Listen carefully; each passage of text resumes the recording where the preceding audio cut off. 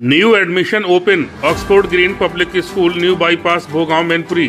हमारे यहाँ best qualified teachers द्वारा शिक्षण कार्य की व्यवस्था, बेस्ट एजुकेशन सिस्टम एवं बेस्ट फैकल्टी की सुविधा, लाइब्रेरी एवं लेबोरेटरीज की उचित व्यवस्था, बच्चों को लाने व ले जाने के लिए स्कूल बस की सुविधा, बच्चों के खेलने के लिए बेहतरीन प्लेग्राउंड, डिजिटल बोर्ड द्वारा बेहतरीन शिक्षा की व्यवस्था, बच्चों की सुरक्षा के लिए CCTV कैमरों की व्यवस्था। अध्यक्ष Anurag Dubey advocate, high court Allahabad. Secretary Saurabh Dubey advocate. Mobile number 971974 5885। अपने बच्चों की बेहतर शिक्षा के लिए एक बार सेवा का मौका अवश्य दें। स्टार प्रचारक की हैसियत से मैनपुरी समाजवादी पार्टी ने आपको स्टार प्रचारक बनाया, क्या नजरिया है, क्या मैनपुरी का रुख आपको देखने को मिला? मैनपुरी का चुनाव पिछले जो बाई इलेक्शन में माननीय डिम्पल यादव जी जीती थी, उससे लगभग दोगुने मार्जिन से चुनाव फिर से हम लोग जीतने जा रहे हैं, क्योंकि इस बार सारे देश में माहौल एंटी बीजेपी बना हुआ है, इसलिए जीतने में कहीं कोई शक शुबा नहीं है। भाजपा लगातार वन नेशन वन इलेक्शन को लेकर प्रचार कर रही है। मैं बीजेपी के लोगों से कहना चाहता हूं कि अगर देश के हित की वो बात करते हैं और सबसे बड़े राष्ट्रभक्त हैं, तो वन नेशन वन एजुकेशन की बात क्यों नहीं करते हैं। बहुत सारी चीज़ें, देश तबाही बर्बादी के मंजर में बीजेपी ने झोंक दिया है और इलेक्शन को लेकर के वो इतने चिंतित हैं। ज़रूरत तो इस देश में रोजगार की है, महंगाई ख़त्म करने की है, और जो अशिक्षित अभी भी 30% से अधिक इंडिया की जनता अशिक्षित है, उसको शिक्षित करने की है। इसको लेकर के वो चिंतित क्यों नहीं है। बीजेपी नहीं चाहती है कि इस देश का PDA, जिसकी आबादी लगभग 1 अरब के लगभग है, उन लोगों को शिक्षित किया जाए, उनके जीवन स्तर को सुधारा जाए और देश की मुख्यधारा में उनको शामिल किया जाए।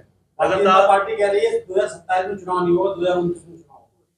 भारतीय जनता पार्टी जब से लोकतंत्र की स्थापना देश में हुई है, जन्म काल से ही लोकतंत्र के भाजपा, RSS, शिवसेना, विश्व हिंदू परिषद, बजरंग दल, जितने भी संगठन हैं सांप्रदायिक, ये लोकतंत्र के जन्म काल से ही विरोधी हैं, भारतीय संविधान के विरोधी हैं। दलित और पिछड़े वर्ग के जो महापुरुष हुए हैं, जिन्होंने इस PDA समाज के हक अधिकार को बहाल करने के लिए लड़ाई लड़ी है, उनके वो मुखालिफ रहे हैं, आज भी मुखालिफ हैं, और देश में सरकार बीजेपी की PDA के खिलाफ चल रही है। इसलिए सारे देश का PDA समझ चुका है और आज ये क्रांति का रूप ले लिया है। अब चुनाव यहाँ पर इंडिया गठबंधन नहीं, समाजवादी पार्टी नहीं, बल्कि इस देश की जनता ने अपने हाथ में ले लिया है और भाजपा से 2-2 हाथ करने को तैयार है। पहले राउंड का जो इलेक्शन हुआ है, उससे रुझान से सारे देश को पता चल गया है। यहाँ पे उत्तर प्रदेश में अगर देखा जाए तो बसपा ने भी अपना तैनात कर रहा है। कितना बड़ा नुकसान होगा समाजवादी पार्टी को, आप समाजवादी पार्टी के प्रत्याशी के प्रचार। और दोबारा से सवाल कर लीजिए प्लीज। मेरा कहना ये है कि BSP भी मैदान में है, BSP कैंडिडेट किस तरह से नुकसान पहुंचा सकता है, BSP कैंडिडेट होने से किसको फायदा पहुंचने जा रहा है, आप प्रचार समाजवादी पार्टी के। देखिए, BSP एक अपने में पार्टी है और कैंडिडेट उतारना उनका अधिकार है, लेकिन आज जो BSP का कैडर वोट है, जिसके दम पर BSP का महल खड़ा हुआ था, वो बड़े पैमाने पर गिर चुका है और बुनियादें थोड़ी बहुत नज़र कहीं न कहीं आती हैं। आज BSP का कैडर वोट ना किसी नेता को बचाने के लिए तैयार है, ना किसी पार्टी को बचाने को तैयार है। अगर वो तैयार है तो बाबा साहब डॉक्टर अम्बेडकर के बनाए हुए संविधान को बचाने के लिए चुनाव लड़ा रहा है। लोकतंत्र सुरक्षित रहेगा, भारतीय संविधान सुरक्षित रहेगा, तो पार्टियां 1000 बनती रहेंगी, नेता 1000 लाख आते रहेंगे। इसलिए इस बार समाज सब समझ गया है और सब संविधान बचाने के लिए PDA गठबंधन के साथ में, इंडिया गठबंधन के साथ में। वहीं भाजपा प्रत्याशी लगातार आपके PDA फार्मूला को परिवार डेवलपमेंट अथॉरिटी ऑफ सैंपई बताते रहे हैं। वो कह रहे हैं कि PDA का मतलब एक ही परिवार का विकास होना। बीजेपी का चरित्र रहा है, जब जब दलित, पिछड़े, अल्पसंख्यक इकट्ठे होते हैं, तब वो गाली की भाषा में कभी सांप छछूंदर इकट्ठे हो गए हैं, कभी कीड़े मकोड़े इकट्ठे हो गए हैं, कभी परिवार के नाम पे। बीजेपी अपना हिसाब दे कि उनके जितना परिवारवाद तो अभी किसी पार्टी के पास फटका तक नहीं है।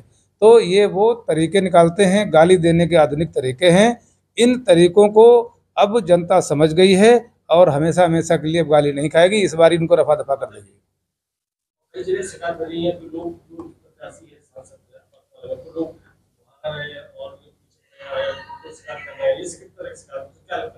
इस देश के प्रधानमंत्री का जो आर्थिक सलाहकार डॉक्टर विवेक देवराय ने आर्टिकल लिखा है एंटी कॉन्स्टिट्यूशन कि सरकार अगर बीजेपी की रिपीट होती है तो संविधान को बदल देगी, बदलना चाहिए संविधान को। ये बिना मोदी की सलाह के उनका सलाहकार ये बयान नहीं दे सकता है। और इतना ही नहीं, जो अनंत कुमार हेगड़े केंद्रीय मंत्री रहे हैं, उन्होंने भी एक सभा में ये ऐलान किया है कि हम भाजपा इस देश में सत्ता में आई है तो उसका उद्देश्य है भारत के संविधान को बदलना, लेकिन हम 2/3 बहुमत में नहीं हैं, इसलिए संविधान को नहीं बदल पा रहे हैं, इसलिए इस बार आप लोग 400 पार करो। तो उनका उद्देश्य संविधान को बदलने का है। इस बात की भनक पूरे देश के शिक्षित हर वर्ग के व्यक्ति को हो गई है, इसलिए संविधान के बचाने का चुनाव है। और अनंत कुमार हेगड़े ही नहीं, जो इस देश की वित्त मंत्री हैं निर्मला सीतारमन, उनके पति जो प्रकला प्रभाकर जी, उन्होंने भी बयान दिया है कि भाजपा सरकार में अगर दोबारा रिपीट होती है तो इस संविधान को बदल देगी। इसलिए अब लड़ाई तो एक तरफ संविधान के विरोधी हैं, संविधान को खत्म करने वाले, एक तरफ संविधान को बचाने वाली इंडिया गठबंधन है। तो जनता ने तय कर लिया है, इंडिया गठबंधन बड़े पैमाने पर 80 की 80 बीजेपी को हराने जा रही है। सर्वेश जी, एक आखिरी सवाल है। इंडिया गठबंधन में जितने भी घटक दल हैं वो सब संविधान बचाने की लड़ाई की बात कर रहे हैं, वहीं बसपा आपके गठबंधन में नहीं। तो बसपा को इस तरह से किस तरह से देखते हैं आप? क्या ये बीजेपी की मदद कर रही है या संविधान बचाने की चिंता नहीं? क्योंकि बाबा साहब के संविधान को लेकर संविधान की बात करती हुई पार्टी सत्ता में आई। देखिए, कब कौन किस राह में भटक जाए, चला जाए, ये उसका अपना अधिकार है, उनकी अपनी पसंद है। मैं तो ये समझता हूँ कि बीएसपी के जितने भी कैंडिडेट हैं पूरे उत्तर प्रदेश में, उन कैंडिडेटों की हालात अगर देखी जाए, जनता के बीच में क्या है, पब्लिक में स्वीकार्यता क्या है, उससे तो हमें लगता है कि इंडिया गठबंधन को बहुत बड़ा फायदा होने वाला है। और कैंडिडेट के समीकरण जो बीएसपी ने बनाए हैं, उन समीकरणों का कोई मायने नहीं रह गया है। तो कहते हैं कि ये बीएसपी वो